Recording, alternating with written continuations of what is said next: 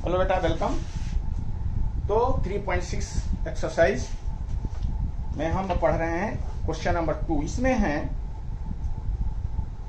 Question ऋतु ये current and flowing पे। हमने आपको ये क्वेश्चन पहले आपको इंट्रोडक्शन में बताया हुआ है कि देखिए, यदि करंट भी इधर की तरफ जा रहा है, ये x kilometre per our current का स्पीड है, पानी फ्लो हो रहा है x के स्पीड से, और करंट के साथ साथ यदि कोई बोट है या कोई आदमी है वो जा रहा है और उसका अपना स्पीड है y किलोमीटर पर आवर। देखो, ये करंट का है, ये करंट, और ये है, चाहे बोट हो सकता है या मैन हो सकता है। ये बोट पे मान लो तो हम ले लेते हैं, बोट भी हो सकता है, मैन भी हो सकता है, कुछ हो सकता है। तो ये अपना स्पीड है करंट का x किलोमीटर, यानी करंट का अपना स्पीड, करंट भी फ्लो हो रहा है तो उसका अपना कोई स्पीड होगा। और ये y किलोमीटर जो है, ये बोट का या मैन का अपना स्पीड। अपना स्पीड का मतलब इन स्टिल वाटर में उसका स्पीड, उसका खड़ा पानी है उसमें स्पीड, यानी उसका अपना स्पीड बिना किसी हेल्प का। तो ये है उसका ये। और यदि ये दोनों एक साथ में, यदि दोनों ये डाउन द करंट हो रहा है, डाउन द करंट, यदि ये बोट चल रही है, बोट या आदमी जो है डाउन द करंट, करंट के साथ चल रहा है, तो relative speed of man, then relative speed of man कितना हो जाएगा? डाउन द करंट जब है तो रिलेटिव स्पीड ऑफ मैन हो जाएगा x plus y kilometre per hour. ये देखो, रिलेटिव स्पीड ऑफ मैन, ये वर्ड अपने आप लिख लो, ठीक है।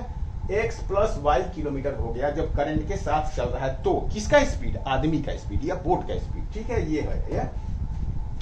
और यदि अप करंट मतलब opposite the current, opposite up current मतलब करंट के अगेंस्ट में चल रहा है, करंट तो इधर फ्लो हो रहा है लेकिन बोट इधर जा रही है, या आदमी इधर जा रहा है, तो डेफिनेटली जब आदमी या बोट इधर की तरफ बढ़ रहा है तो करंट के स्पीड से उसका स्पीड ज्यादा है, तभी तो बढ़ रहा है। तो डेफिनेटली करंट के स्पीड कम ही होगा बोट के स्पीड से। तो बोट के स्पीड में से करंट का स्पीड को माइनस किया जाएगा। और माइनस क्यों करेंगे? क्योंकि स्पीड एक दूसरे को ऑब्स्ट्रक्ट कर रहा है, पोज कर रहा है, रोक रहा है, उसका स्पीड कम हो जा रहा है। तो वहां पे up the current relative speed of man, relative speed of man या बोट जो भी है, ये जो हो जाएगा यहाँ पे क्या, यहाँ मैन का है ये y, तो y माइनस x होगा बेटा, y minus x kilometre per hour. ये ध्यान रखना है, y जो है वो बोट के स्पीड में से करंट के स्पीड को माइनस किया। तो ये चीज हम पहले भी आपको मेंशन कर चुके हैं। तो यहाँ पर यही स्पीड दिया जाएगा। अब फॉर्मूला क्या लगेगा यहाँ पर? Distance is equal to speed into time. ये आपने पढ़ा है। तो टाइम कैसे निकालोगे? टाइम इजकल टू हो जाएगा डिस्टेंस अपॉन क्या? Distance upon speed. अब देखो, यहां पर जो भी डिस्टेंस है कि कोई आदमी करंट के साथ इतना किलोमीटर गया, तो डिस्टेंस तो दिया रहेगा, तो डिस्टेंस ये लोगे। स्पीड यहां पर क्या लिखोगे? स्पीड ये लो, करंट के साथ में स्पीड x प्लस y लिखा जाएगा। करंट के साथ में जा रहा है तो इतने घंटे में, तो टाइम ऐसे निकलेगा। फिर अपोजिट द करंट, ये आदमी जा रहा है इतना किलोमीटर, तो टाइम तो आपको, डिस्टेंस तो आपको दिया रहेगा, वहां स्पीड ये लिखोगे, ये। तो इस तरह से आप टाइम निकालोगे। बस इतनी सी बात है इसमें, बाकी क्वेश्चन में कुछ भी नहीं है, आसान है क्वेश्चन। आप पहले भी एग्जांपल में इस तरह क्वेश्चन कर चुके हैं और फिर दोबारा हमने इस चीज को रिकैप करा दिया आपको। अब देखो, ये क्वेश्चन क्या कर रहा है? क्वेश्चन नंबर सेकंड क्या कर रहा है बेटा कि Ritu can row downstream 20 kilometre, यानी 20 किलोमीटर ऋतु जा रही है, 20 kilometre downstream. Downstream का मतलब होता है करंट के साथ down, 20 kilometre downstream in 2 hours. 2 hours उसको लग रहा है, 2 आवर्स, ठीक है जी। और कह रहा है कि एंड अप स्ट्रीम, ये अप स्ट्रीम जा रही है, अप स्ट्रीम 4 किलोमीटर कितने में? इन 2 आवर्स में। समय उतना ही है।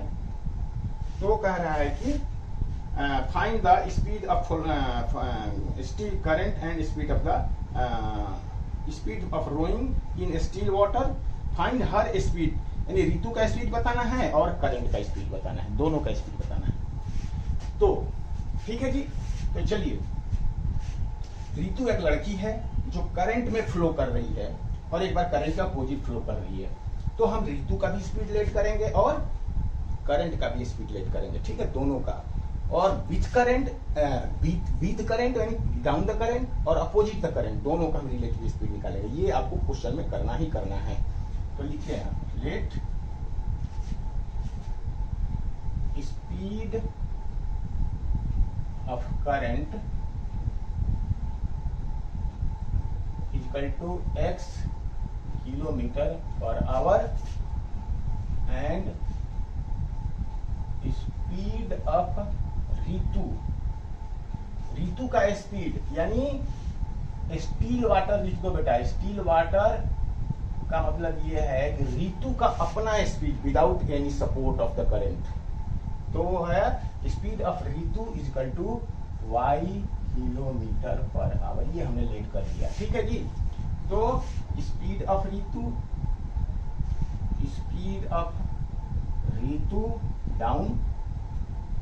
डाउन करंट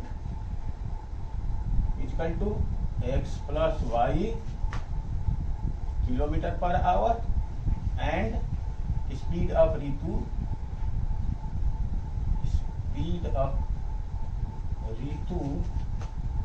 अगेंस्ट करंट यानी अपोजिट करंट या up current, against current is equal to, Ritu का स्पीड क्या है? ऋतु का स्पीड है y, तो y minus x kilometre per hour, ये हो गया ऋतु का स्पीड। तो अकॉर्डिंग टू क्वेश्चन सीधा चलिए, अकॉर्डिंग टू क्वेश्चन, अब बताइए बेटा, देखो यहां पे टाइम इजिकल टू क्या होता है? Time is equal to distance upon speed. तो टाइम 2 घंटे में, तो इसका मतलब टाइम 2 घंटा, डिस्टेंस कितना है? 20 किलोमीटर, 20, और चूंकि डाउन स्ट्रीम है तो डाउन स्ट्रीम स्पीड क्या हो जाएगा? x plus y. ये हो गया, ये बना आपका इक्वेशन, ये बना इक्वेशन, ठीक है जी, ये बना। Time equal to distance upon speed. Time कितना है? 2 घंटे में कितनी डिस्टेंस गई है? 20 किलोमीटर, और डाउन स्ट्रीम है तो स्पीड हो जाएगा x प्लस वाई। तो according to question 2 equal to 20 by x plus y, इसका मतलब कि x plus y equal to 20 upon 2 यानी कि 10, तो ये हो जाएगा x plus y equal to 10। ये इक्वेशन नंबर 1 बना, ठीक है जी। अगेन अकॉर्डिंग टू क्वेश्चन, अब चलिए 2 घंटा जा रही है, 2 घंटा 4 किलोमीटर तक। आवर्स टाइम इक्वल टू क्या? Time equal to distance upon speed. Distance कितना है? 4 किलोमीटर, और स्पीड यहाँ पे क्या है? स्पीड यहाँ पे अप स्ट्रीम है, तो स्पीड इसको लिखा जाएगा y माइनस एक्स, ये हो गया आपका, ठीक है जी। तो यहां से y minus x is equal to 4/2 यानी कि 2, इसका मतलब y minus x equal to 2। ये इक्वेशन नंबर 2 हो गया, ठीक है जी। अब ये 2 इक्वेशन को सॉल्व कर लीजिए, आपका दोनों हो गया, ठीक है जी। x और y को सॉल्व कर लो बेटा, ये y कट गया, दोनों का ऐड कर दो, सॉरी x कट गया, इसी को ऐसे लिख लो ना, इसको लिख लो ऐसे, माइनस एक्स प्लस वाई, ऐसे लिख लो। अब यहाँ से तो x और y आप सॉल्व कर ही सकते हैं ना, इसमें तो कोई प्रॉब्लम है नहीं। दोनों का ऐड करोगे तो क्या हो जाएगा? x तो 2y इक्वल टू 12, तो y equal to 6 kilometre per hour हो गया। यानी y क्या लिया था आपने? y लिया था आपने ये ऋतु स्पीड, y लिया था आपने ये स्पीड ऑफ ऋतु, तो y आ गया 6 किलोमीटर पर। इसके बाद x की वैल्यू इसमें डाल दीजिए, इसकी वैल्यू निकल गया। तो फर्दर आप सेव कर लीजिए बेटा, ठीक है। चलिए मैं इसको मिटाता हूं। अब है नेक्स्ट क्वेश्चन जो बहुत ही इंपॉर्टेंट है बेटा, और ये क्वेश्चन आप 8th क्लास के अर्थमेटिक में आपने पढ़ा हुआ है, अंक गणित। जो क्वेश्चन होता है ना कि एक आदमी ये काम को इतने दिन में करता है, फिर दूसरा आदमी ये काम को इतने दिन में करता है, दोनों एक साथ मिल गए तो उस काम को कितने दिनों में करोगे, इसको बोलते हैं अर्थमेटिक। और ये आपने 8th क्लास में पढ़ा हुआ है। तो जो 8th क्लास में जो उन्होंने पढ़ा हुआ है उनको ये क्वेश्चन बहुत ही आसान है उनके लिए। इस क्वेश्चन को करने के पहले मैं थोड़ा आपको रिकैप करवाना चाहता हूँ कुछ कोई चीज, है ना। तो इस चीज के लिए मैं आपका थोड़ा सा बेटा मैं इंट्रोडक्शन दे रहा हूँ इस क्वेश्चन पे। देखो ध्यान रखो यहाँ पर। देखो एक आदमी है, उसका नाम हमने ए ले लिया। A does a work in 40 days. 40 days. एक आदमी है, उसको कोई काम दिया जा रहा है। क्या काम है? मान लीजिए घर की पेंटिंग करनी है, आपके घर की पेंटिंग करानी है, व्हाइट वॉश कराना है, दिवाली के टाइम है। तो वो कह रहा है कि सर मैं 40 डेज लूंगा आपके घर का काम करने में। ठीक है, तो 40 डेज में आपका एक काम, 40 डेज में does a work in 40 days, यानी 40 डेज में 1 वर्क कर रहा है वो जो भी उसको वर्क दिया गया है। ठीक है जी, ये इसका मतलब है। तो इसको एक दिन में वो कितना काम करेगा? एक दिन में कितना काम करेगा? क्यों मैं कह रहा हूं, आप अभी आगे सोच लोगे। एक दिन का काम निकालना बहुत ही जरूरी होता है इस तरह क्वेश्चन में। एक दिन का काम निकालना है आपको, कैसे निकालोगे? तो देखो 40 डेज में 1 वर्क, तो एक दिन में 1/40 वर्क, ये हो गया। यही बात है ना, 40 डेज में 1 वर्क कर रहा है, तो 40 डेज में 1 वर्क, एक दिन में 1/40 वर्क। तो आपने क्या देखा यहाँ पे? एक दिन के काम, ये एक दिन का काम है, ये एक दिन का काम, और पूरे काम को करने में 40 डेज लग रहा है। चारों तरफ से भूल जाओ और यहाँ कंसंट्रेट करो अपने आप को। एक 40 डेज टाइम है जिसमें वो पूरा वर्क को कर रहा है, और एक दिन काम को, एक दिन का काम निकालते हैं, तो इसी का रेसिप्रोकल हो गया। तो क्या आपने देखा कि एक दिन का वर्क जो है हम निकाल रहे हैं कि पूरा होल टाइम माने होल टाइम का मतलब कंप्लीट टाइम जो कि उस काम को करने में लगता है। और यहां 1 डे वर्क, 1 डे वर्क, ये दोनों को हम एक दूसरे के रेसिप्रोकल करते हैं। ये क्वेश्चन है बेटा, यही मैं आपको समझाना चाह रहा हूं कि एक काम को करने में जितना टाइम लगता है उसी टाइम को रेसिप्रोकल कर दो तो ये एक दिन का काम निकल जाता है। ठीक है जी।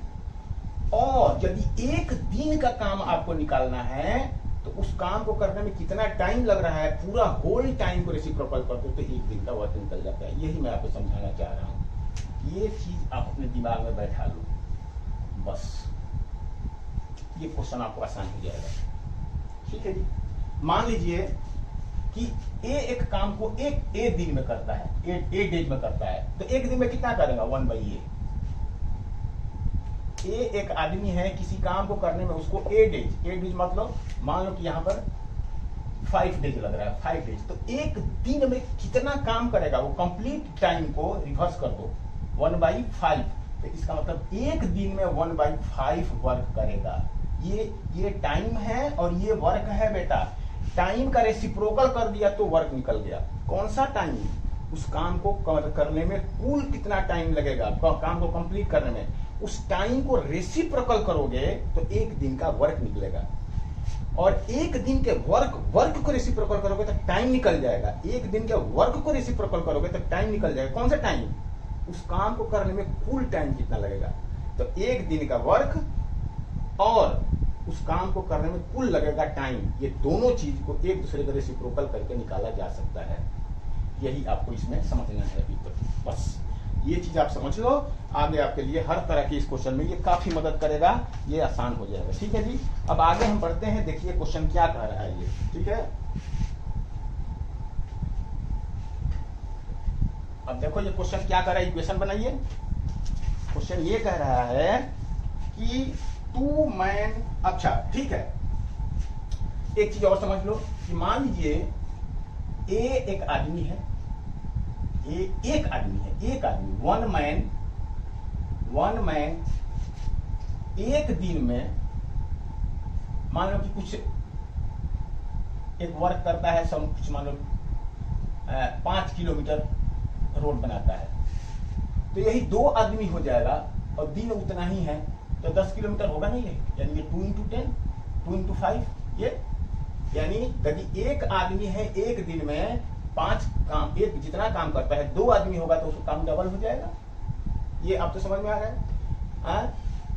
तो यहाँ पर बच्चे कहते हैं कि नहीं सर 5 किलोमीटर वो भी बना रहा है, तो भी तो 5 किलोमीटर, दोनों 5 5 10 हो गया ना, 5 5 10 किलोमीटर की लेंथ हो गई। तो यहाँ पे ये कपड़े सुखाने वाला नहीं है कि एक दिन में 10 कपड़े सूखते हैं, तो 50 कपड़े सुखाने के लिए कितना दिन लगेगा, तो बच्चे कहते हैं एक ही दिन लगेगा, वो भी तो हाँ, यहाँ ये नहीं है। देखो एक आदमी एक दिन में जितना काम करेगा, यदि 2 आदमी होगा तो काम डबल हो जाएगा, 3 आदमी हो जाएगा तो काम ट्रिपल हो जाएगा, 4 आदमी होगा तो काम 4 गुना हो जाएगा। तो ये आप कंसेप्ट यहाँ पे आप पहले से जान लिए, अब पहले से जान लीजिए। तो अब आइए अब इक्वेशन बनाते हैं। इक्वेशन ही बनाना है आपको। तो देखो क्या कह रहा है कि 2 men and 2 women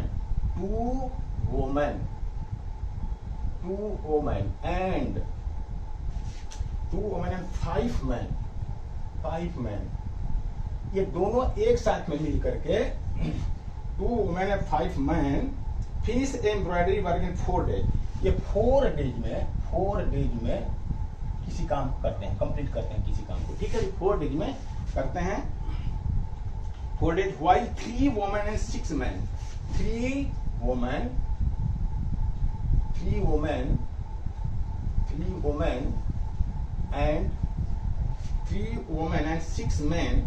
and 6 men उसी काम को, एक एम्ब्रॉयडरी का काम है, 3 को 3 डेज में करते हैं, इन 3 डेज, ठीक है। इन 3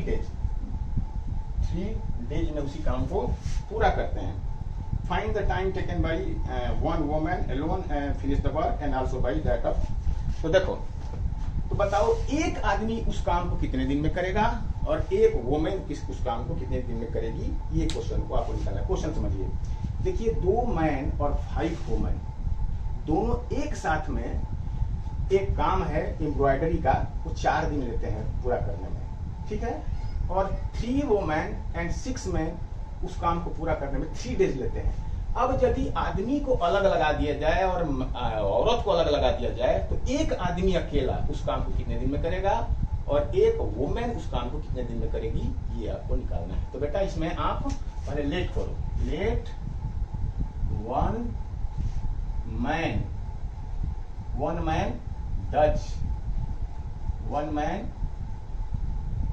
does the work in X days and 1 woman does it in Y days, ठीक है जी। एक आदमी है मैन, वो एक्स डेज ले रहा है, और एक औरत है वोमेन है, वो वाई डेज ले रही है। तो बेटा आदमी एक्स दिन में काम को कर रहा है, तो एक दिन में कितना काम करेगा एक आदमी, ध्यान से, अभी जो थोड़ी देर पहले बताया था, एक काम, एक ही आदमी की बात कर रहे हैं, अभी बहुत आदमी की बात नहीं, एक आदमी, बस आदमी में हम नहीं बढ़ा, एक आदमी एक काम को एक्स डेज में, टोटल नंबर ऑफ डेज है, इसको रेसिप्रोकल करोगे तो एक दिन का काम निकलेगा। तो एक आदमी एक दिन में 1/x वर्क करेगा, 1/x वर्क करेगा ना। एक आदमी के द्वारा एक दिन में 1/x वर्क होगा, और एक औरत के द्वारा एक दिन में 1/y वर्क होगा, क्योंकि y क्या है, नंबर ऑफ टोटल डेज है, नंबर ऑफ टोटल डेज जो कि वर्क को करने में लगता है। तो एक दिन में कितना करेगी, 1/y करेगी। तो ये एक दिन का आदमी का वर्क है, ये एक दिन में औरत का वर्क है। तो दोनों को यदि हम ऐड करेंगे तो एक आदमी और एक औरत मिलकर के एक दिन में इतना काम करेगा। लेकिन 2 वोमेन है, तो 2 दिन में वोमेन कितना करेगी, इसमें 2 मल्टीप्लाई हो जाएगा। और 5 आदमी हैं, 5 आदमी औरत है, सॉरी मैन का है, सॉरी बेटा मैन का है, man does work in x days, तो 1/x, तो मैन कितने हैं, x है तो ठीक है, और औरत है 1/y, तो औरत कितने हैं 5, 2 सॉरी, तो मैन 5 है ना, 5 मैन, तो 5 मैन है तो 5/x, औरत 2 है तो 2/y।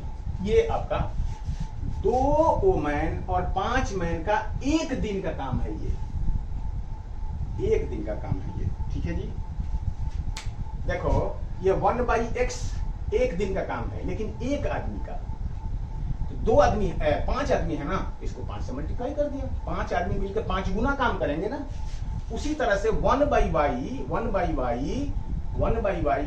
एक औरत के द्वारा एक दिन का काम है, लेकिन एक दिन 2 औरत कर रही हैं, तो उसको डबल कर देंगे, तो ये यानी 2 वोमेन और 5 मैन एक दिन में कितना काम कर रहे हैं, 2 वोमेन और 5 मैन एक दिन में इतना काम कर रहे हैं, तो ये एक दिन का काम हो गया। जबकि वो फिर इधर करे को 4 दिन ले रहे हैं, तो ये एक दिन में कितना काम हो गया, 1/4। तो ये इक्वेशन हो गया बेटा पहला। बस पहला इक्वेशन समझना है आपको, पहला समझ में आ गया तो दूसरा भी हो जाएगा। ये बहुत सारे कंसेप्ट इस क्वेश्चन पे आपको क्लियर हो जाएंगे। फिर कह रहा है ना कि 2 आदमी, तो हमने x के हिसाब से, x और y के हिसाब से ये एक दिन का वर्क निकाला, और वो फिर कह रहा है कि 2 मैन और 5 आदमी 4 दिन ले रहे हैं उस काम को पूरा करने में, तो टोटल डेज को हमने रेसिप्रोकल कर दिया 4 को, तो ये 1/4 बन गया एक दिन का काम, 2 वोमेन और 5 मैन के द्वारा, ये 1/5 हो गया इसका इक्वेशन। तो ये बना आपका इक्वेशन।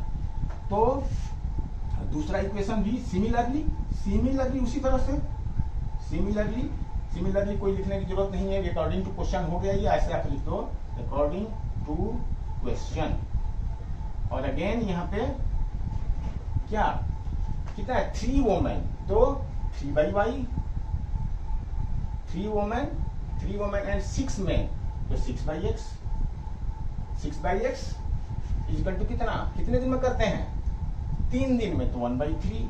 ये आपका इक्वेशन नंबर 2 हो गया बेटा। तो ये आपका क्वेश्चन 90% हो गया।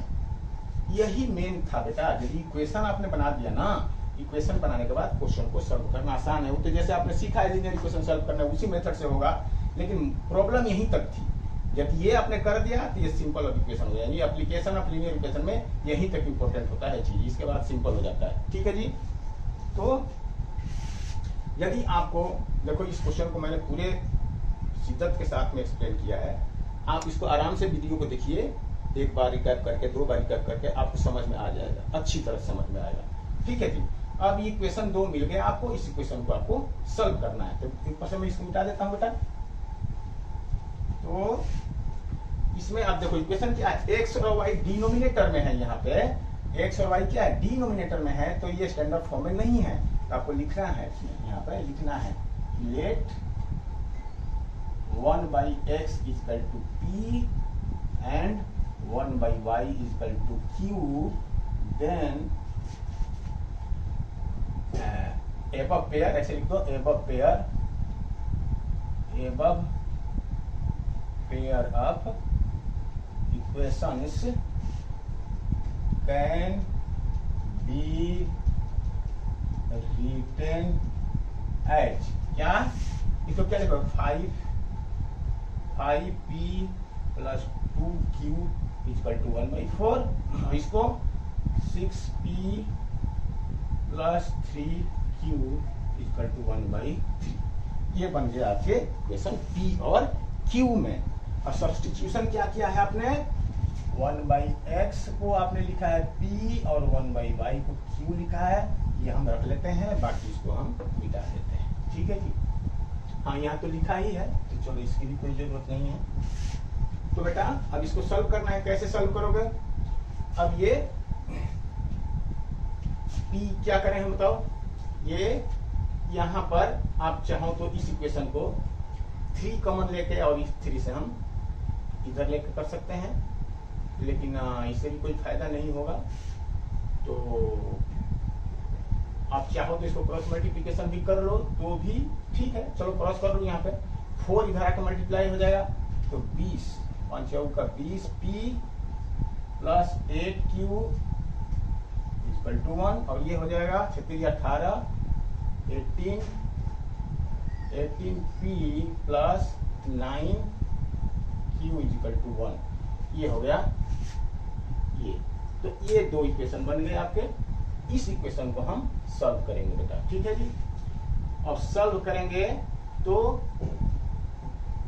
अब ये थोड़ा नंबर बड़े बड़े हो गए है ना, तो इससे तो कोई फर्क नहीं पड़ता है, आप आराम से कर सकते हैं। लेकिन मैं ये कहना चाह रहा था कि यदि इसको क्रॉस मल्टीप्लीकेशन हम ना करें तो भी कोई गलत नहीं होगा, क्योंकि नंबर क्रॉस मल्टीप्लीकेशन करने से ही ये बड़े बड़े नंबर हो गए बेटा, है ना। तो मैं नहीं कर रहा हूँ क्रॉस मल्टीप्लीकेशन इसको। देखो ये चीजें आपको एक्सपीरियंस से आएगा, ठीक है ना। तो हम क्यों, तो अब इसमें देखो हम इसको इक्वल करना चाहते हैं, तो इसमें 3 मल्टीप्लाई करूंगा, इसमें 2 मल्टीप्लाई करूंगा, इसमें 3 और इसमें 2। तो ये हम यहाँ पे इक्वेशन नंबर, इसको हमने 1 लिया और इसको हमने 2 ले लिया। और यदि मान लो पहले 1 और 2 यदि इधर ले लिया होगा तो इसको 3 और 4 रख लेना बेटा, है ना। तो मैंने मिटा दिया, मेरे को याद नहीं, नंबर तो आप कितना भी बढ़ा सकते हो। तो लिखो, क्या लिखोगे, बाई इक्वेशन 1 मल्टीप्लाइड बाई 3 और माइनस 2 मल्टीप्लाइड बाई 2। 1 में हम किससे मल्टीप्लाई किए, 3 से, क्योंकि ये 3 से 6 बन जाएगा, ये 2 करेंगे तो ये भी 6 बनेगा। तो चलो इसमें आपने किससे मल्टीप्लाई किया, 3 से, और इसमें आपने 2 से मल्टीप्लाई किया। तो ये हो जाएगा 15 P plus 6Q equal to 3/4, और ये कितना हो जाएगा 12P plus 6Q equal to 2/3। ठीक है जी, ठीक है ना, 2/3।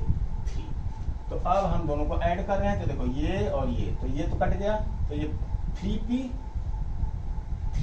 12 में से 15 में से 12 जाएगा, 3P इज इक्वल टू, यहाँ भी मान तो 3/4 माइनस 2/3, ये आपका। तो इसको सॉल्व करो तो क्या बनेगा, ये 12 हो जाएगा, तो 9 माइनस 8 यानी कि 1/12, तो 1/12। तो P की वैल्यू आ गया आपका 1/12। तो 3P इक्वल टू, इसका मतलब P इक्वल टू 1/3 इंटू 12, 1/36।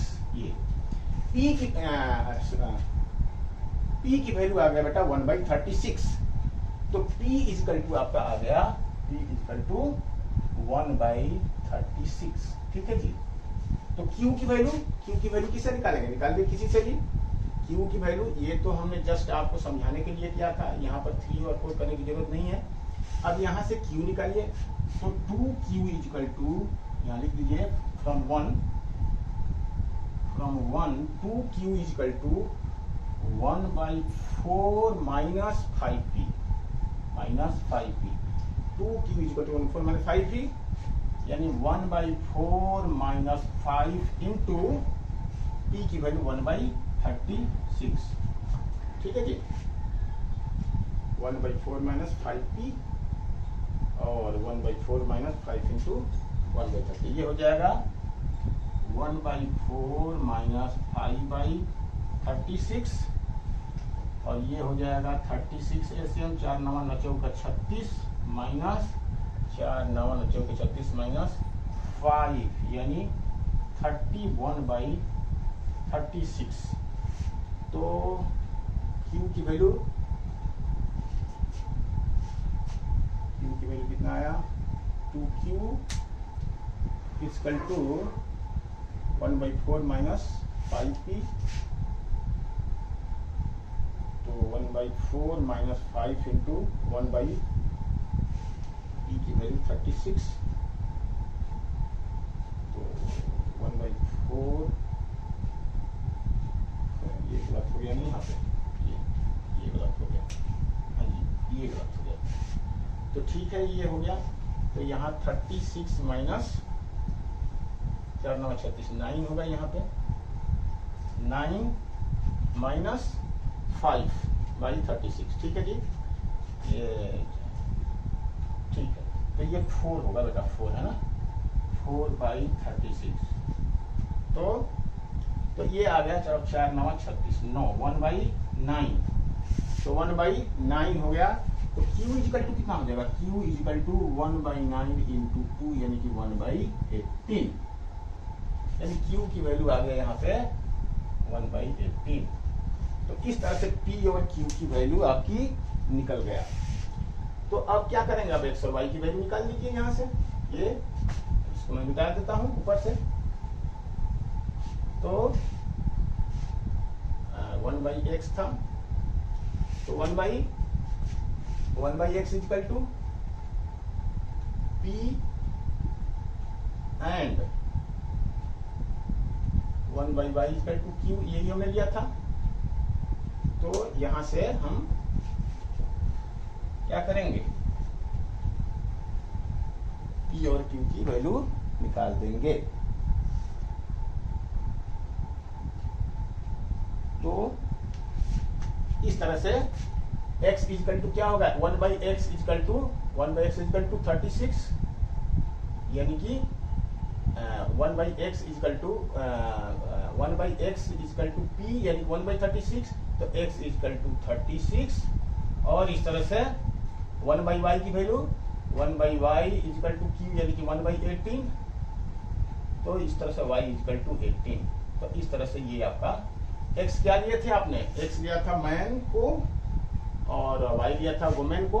तो एक आदमी 36 डेज में करेगा, एक वुमेन उसको 18 डेज में काम को करेगी। ये आपका आंसर रहा बेटा, ठीक है। चलिए आगे बढ़ते हैं।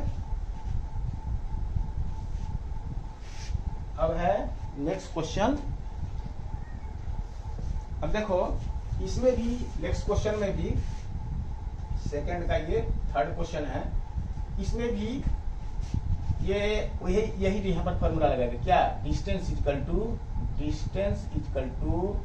स्पीड इनटू टाइम, ये आपका फॉर्मूला है, ठीक है। Distance equal to speed into time.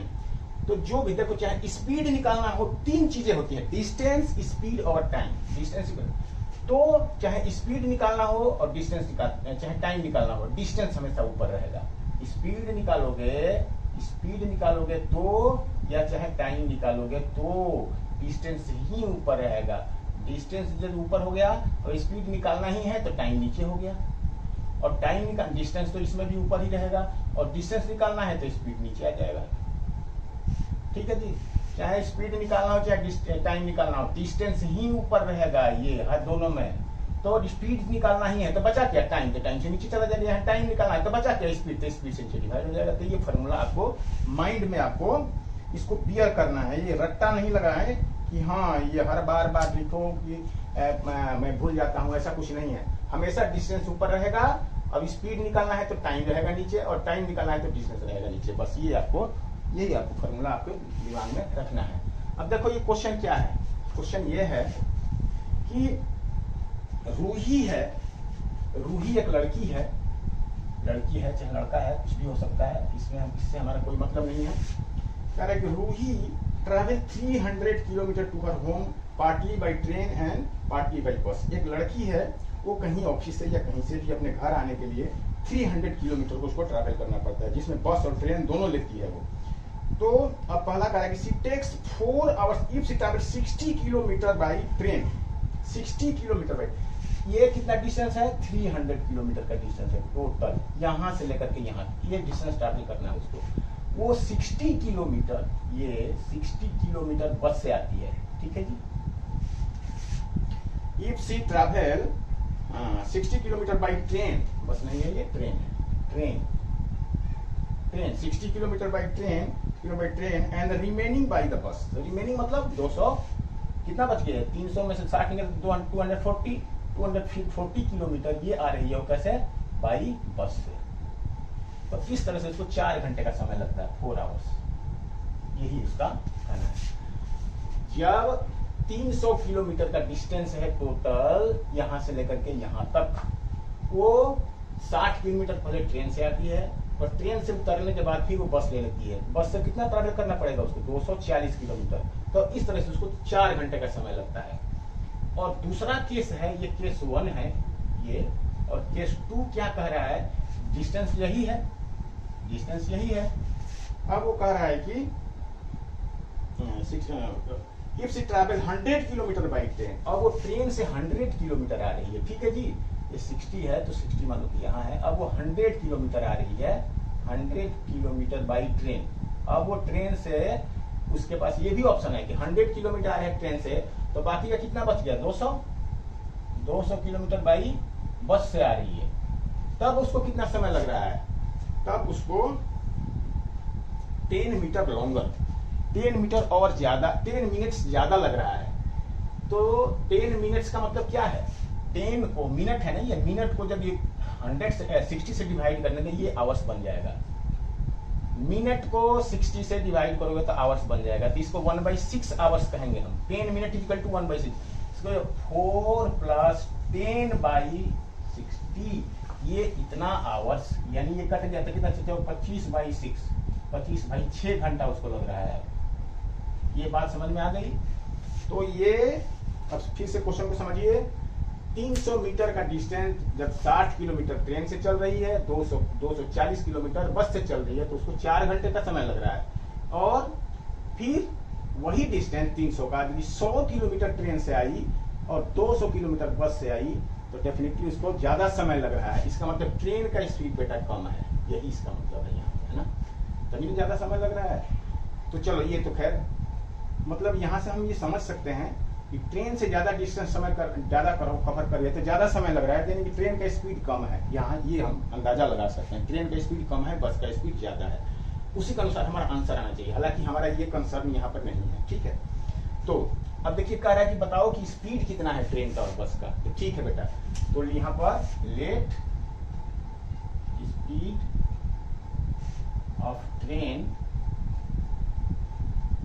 Equal to x kilometre per hour and speed of bus, ऐसे bus equal to y kilometre per hour. ये हमने लेट कर लिया। तो देखो अकॉर्डिंग टू क्वेश्चन, सीधा अकॉर्डिंग टू क्वेश्चन 60 किलोमीटर को travel करने में उसको कितना टाइम लगेगा, 60 किलोमीटर का। ये ट्रेन है ना, ट्रेन का स्पीड क्या हमने x लिया है, ये स्पीड इसका है x और इसका स्पीड है y, x kilometre per hour और y किलोमीटर पर आवर, ये इनका स्पीड हमने लेट किया है ये, ठीक है जी। चलिए सीधा सीधा बताइए तो 60 किलोमीटर को ट्रैवल करने में कितना टाइम लगेगा, क्योंकि टाइम दिया हुआ है लास्ट में, हमें टाइम से टाइम का स्पीड बनाना है, टाइम से टाइम का इक्वेशन बनाना है। तो 60 किलोमीटर को ट्रैवल करने में, तो क्या मैं बताया था, डिस्टेंस ऊपर रहेगा, यानी कि 60 किलोमीटर डिस्टेंस है और बाई नीचे हमें टाइम निकालना है, तो स्पीड नीचे हमें चाहिए। स्पीड कितना है इसका, x, तो ये हो गया इसका x, यानी ट्रेन से 60 किलोमीटर ट्रैवल करने में 60/x आवर्स का समय लगेगा, समय निकाला हमने। इसके बाद 240 किलोमीटर बस से, तो डिस्टेंस ऊपर रहेगा 240 और बस का स्पीड हो गया y, यानी डिस्टेंस अपॉन स्पीड, तो ये हो गया टाइम बाई बस। इस दोनों को ऐड कर दिया, ये टोटल टाइम 4 घंटा है, दैट इज इक्वल टू 4 घंटा। ये आपका इक्वेशन बना जी, ये समझ में आ गई बात, ये है। और उसी तरह से सेम, अब दूसरे में कोई जरूरत नहीं है, 60/x था ये, तो 100/x लिख दीजिए इसको, 100/x और ये 200/y, 200/y इक्वल टू कितना, 25 बाई टाइम कितना है 25/6। ये आपका दूसरा इक्वेशन बन गया जी। बस 60 किलोमीटर को जाने में कितना टाइम लगा, तो डिस्टेंस अपॉन स्पीड, तो डिस्टेंस 60 किलोमीटर, स्पीड है x, ये speed 240 distance upon speed, speed y, और ये टोटल टाइम निकल गया ट्रेन का और बस का, और टोटल टाइम कितना है 4, तो दैट इज इक्वल टू 4। ये चलिए जी, अब इक्वेशन आपको मिल गया, अब इक्वेशन को सॉल्व करिए, आगे हमारा काम आपको अब सिंपल है आगे, ठीक है जी।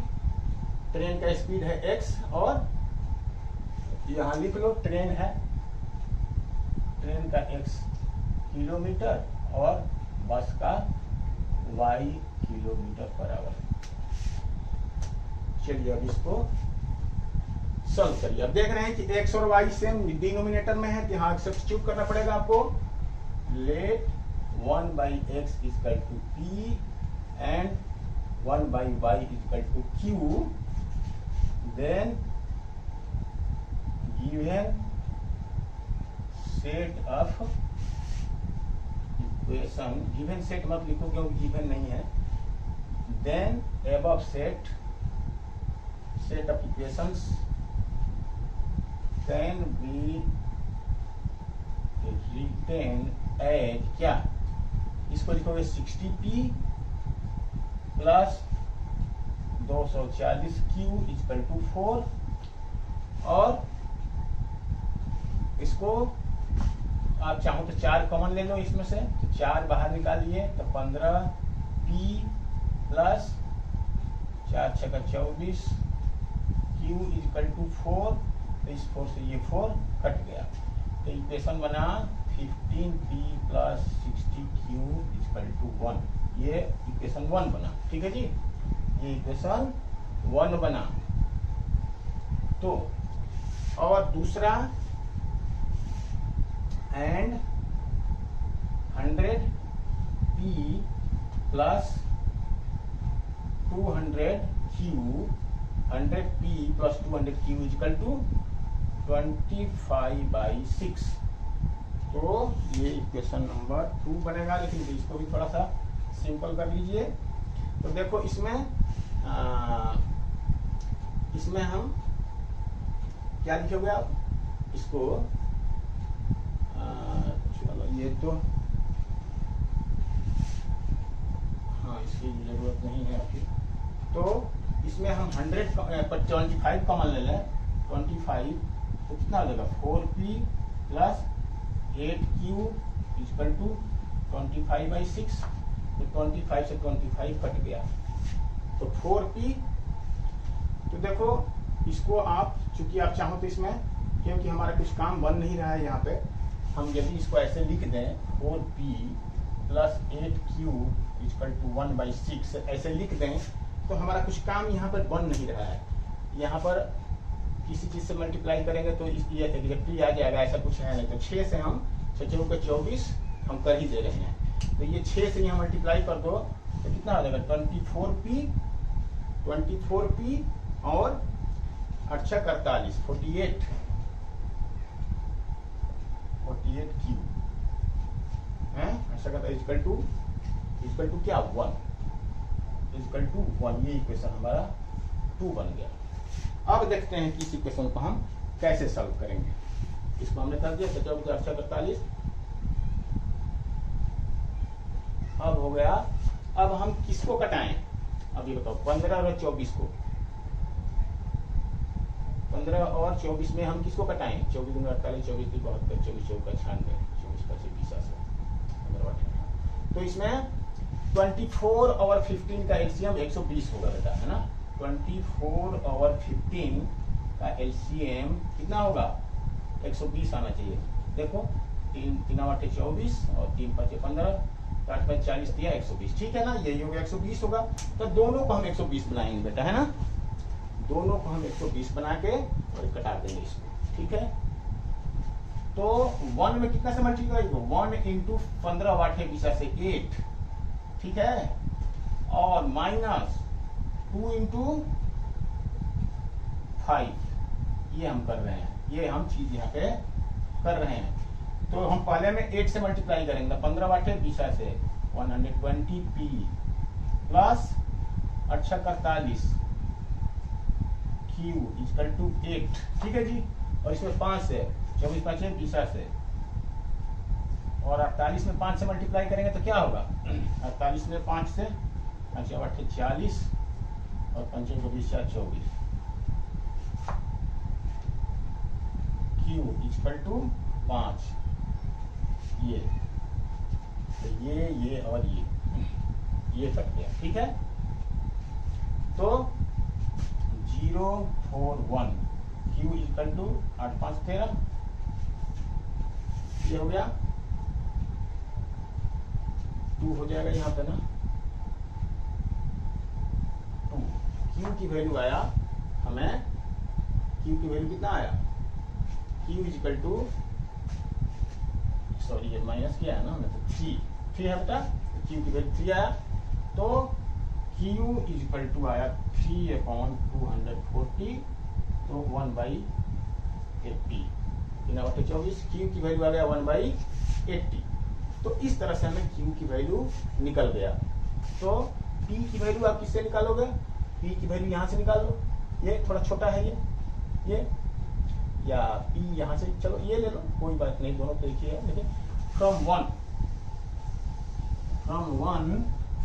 15P is equal to 1 - 60Q, ठीक है। 15P is equal to 1 - 60Q, यानी 1 - 60 इंटू 1/80, ये है ना बेटा। तो कितना बन जाएगा, ये कट गया और 3 हो गया और ये 4 हो गया, तो 1 - 3/4, तो ये हो गया 1/4, एलसीएम 4, 1/4, यानी P इज इक्वल टू हो जाएगा, तो P इज इक्वल टू हो जाएगा क्या, 1/4 और इंटू नीचे में आ जाएगा 15, 15 चौका 60। तो इस तरह से बेटा Q और P दोनों की वैल्यू हमें आ गया, ठीक है जी। तो Q क्या आया था, Q आया है, Q इक्वल टू 80 और P इक्वल टू कितना, 60। तो ये हमारा P और Q की वैल्यू आ गया। अब बेटा 1/x आपने P लिया था, है ना, 1/x इक्वल टू P, तो 1/x इक्वल टू P, इसका मतलब कि x कितना आया, P कितना आया है, तो 1/x is equal to P कितना आया, P कितना आया है, 60, P 60 आया, तो यहाँ लिखेंगे हम 60। इसका मतलब कि सॉरी 1/60 ना, सॉरी 60 नहीं बता, ये 1/है, है ना, 1/, है। तो P की वैल्यू आएगा 1/60, यानी x इक्वल टू 60, और इसी तरह से 1/y इक्वल टू Q है, इसका मतलब कि 1/y इक्वल टू 1/80, P की वैल्यू, Q की वैल्यू 1/80, यानी y equal to 80।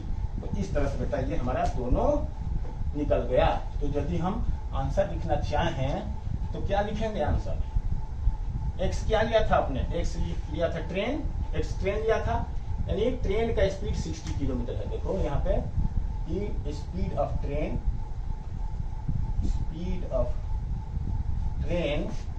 Equal to 60 kilometre per hour, और speed of bus equal to 80 kilometre per hour. हमने एज्यूम भी किया था कि ट्रेन का स्पीड कम है और बस का स्पीड ज्यादा है, तो देखो वही बात आई, तो ये हमारा आंसर होगा। तो इस तरह से हमारा ये एक्सरसाइज कंप्लीट हो रहा है बेटा 3.6, और ये हमारा एक्सरसाइज भी कंप्लीट हुआ। तो इस तरह से बेटा fair of legal education ended here. तो फिर हम नेक्स्ट वीडियो मिलते हैं। Thank you, all the best. बेटा यदि आपको ये पढ़ाई समझ में आ रही है तो मेरे वीडियो को बेटा जरूर लाइक करिए, शेयर करिए अपने दोस्तों में, सब्सक्राइब करिए प्लीज़, ताकि मेरा वीडियो सबसे पहले देखने का आपको मौका मिले। थैंक यू बेटा, all the best, God bless you.